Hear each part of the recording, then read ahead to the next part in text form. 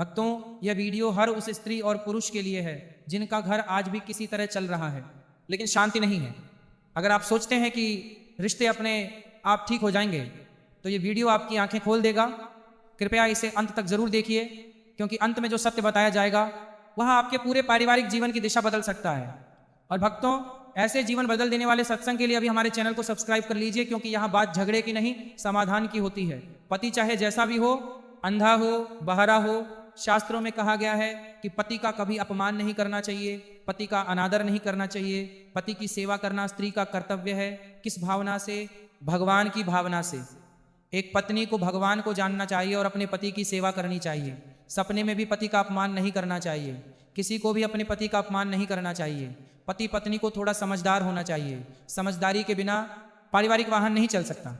और मुझे लगता है कि आज इस महामारी की स्थिति में आपको अधिक समझदारी से काम लेना चाहिए। आज हर व्यक्ति का जीवन खतरे में है। किसी को नहीं पता कि कब किसी को कोरोना हो जाएगा, कब किसी की मृत्यु हो जाएगी। इसीलिए कृपया अपने प्रियजनों का प्यार चुरा लें, कृपया अपने प्रियजनों से प्रेम करें, कृपया उनके करीब रहें, ताकि कल हम बात न कर पाएं, हम मिल न पाएं।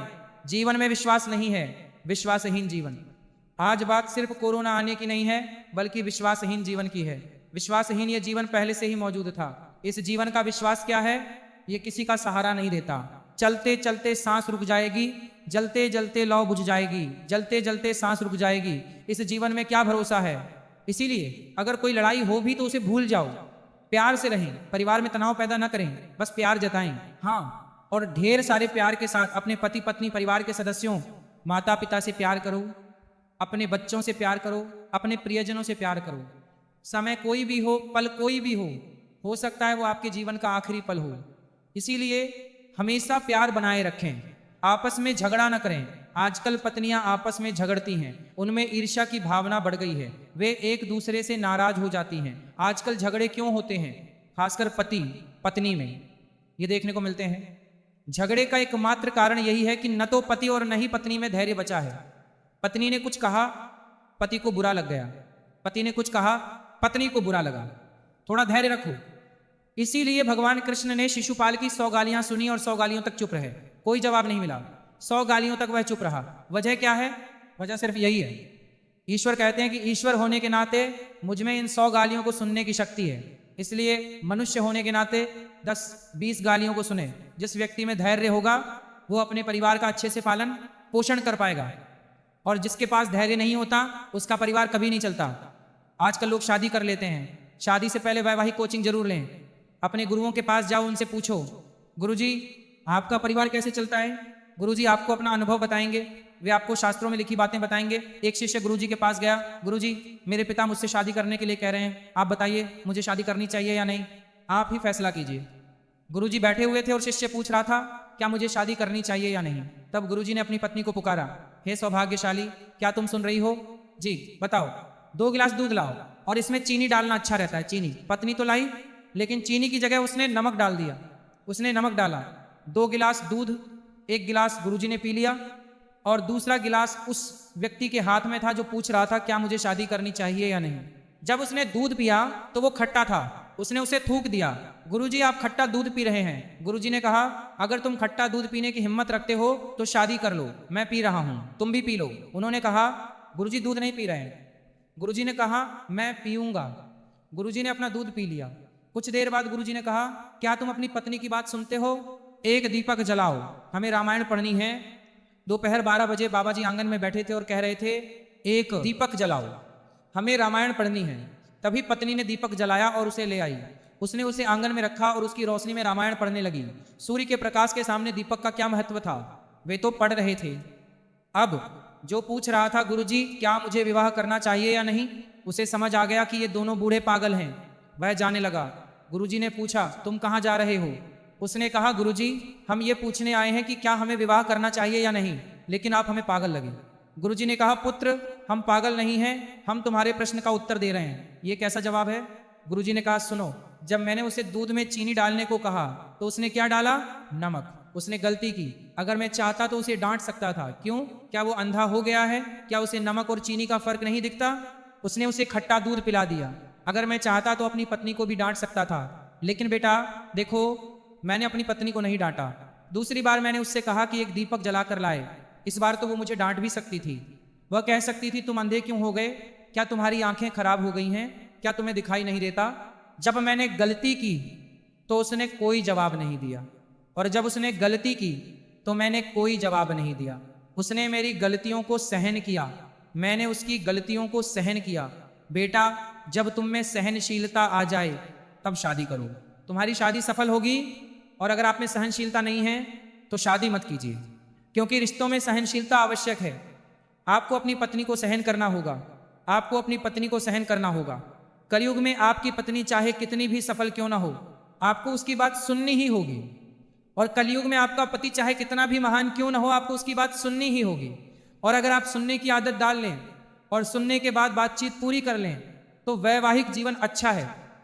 और सुनने के बाद अगर आप बकबक करने लगें तो आप न तो घर की हैं और न ही घाट की। इसलिए अगर पति कोई गलती करे तो उसे भूल जाइए, अगर पत्नी कोई गलती करती है तो उसे भूल जाओ, गलतियों को भूल जाओ, आगे बढ़ो। हमारा रिश्ता चंदन के समान होना चाहिए, हमारा रिश्ता चंदन के समान होना चाहिए। चंदन के 1000 टुकड़े क्यों नहीं काटे जाते, लेकिन चंदन अपनी प्राकृतिक सुगंध नहीं छोड़ता। इसी प्रकार हमें अपनी सहनशीलता की प्रकृति को नहीं छोड़ना चाहिए। चाहे हमारे साथ कुछ भी हो जाए, अपनी सहनशीलता की प्रकृति को मत त्यागो। यदि तुम अपनी सहनशीलता की प्रकृति को नहीं त्यागोगे तो तुम विजयी होगे।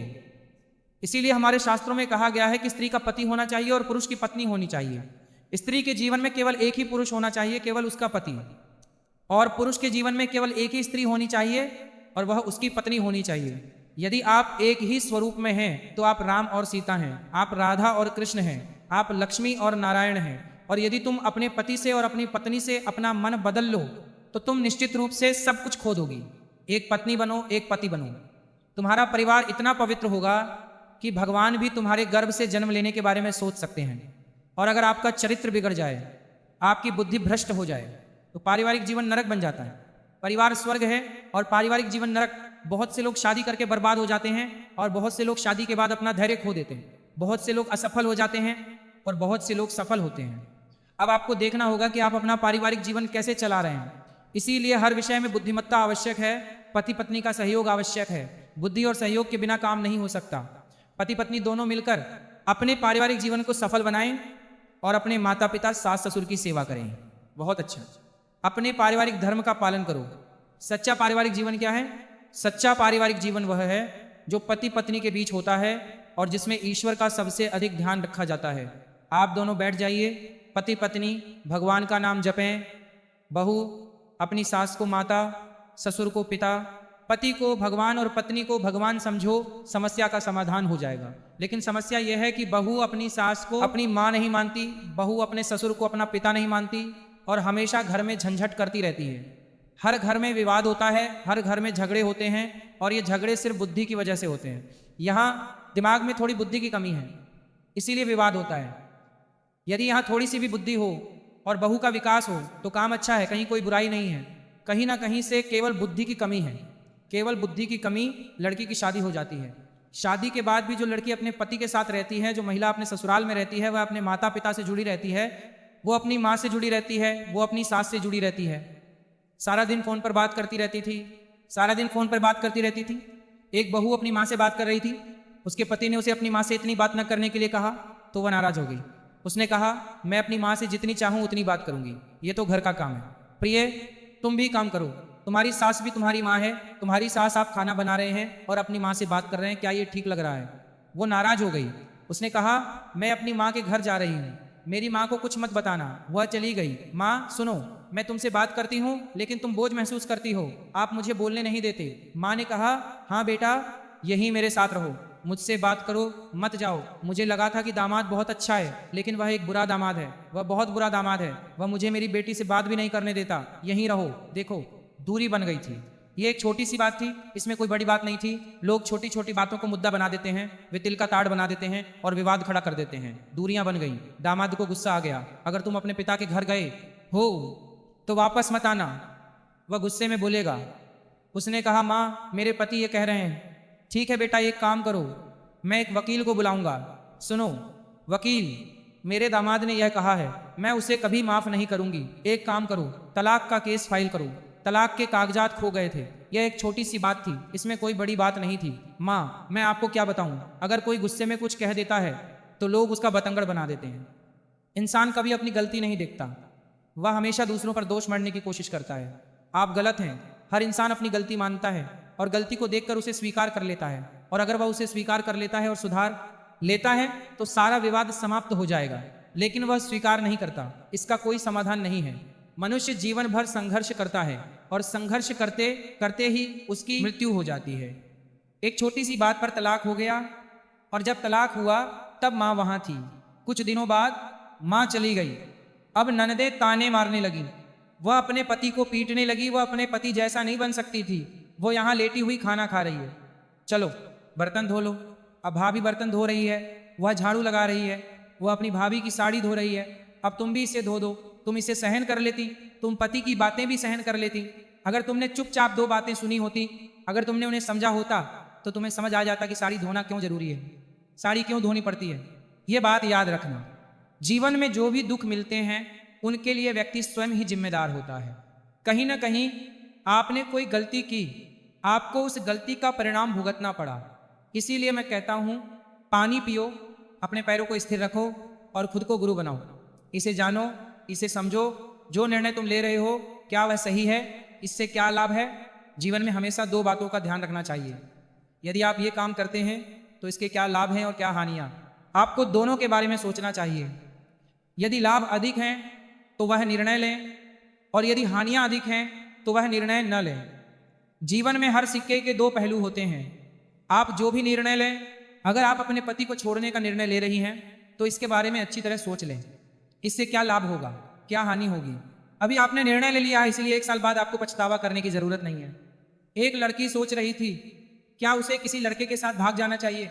उसने एक लड़के को देखा है, वह उससे प्यार करती है, वह भाग जाने की योजना बना रही है।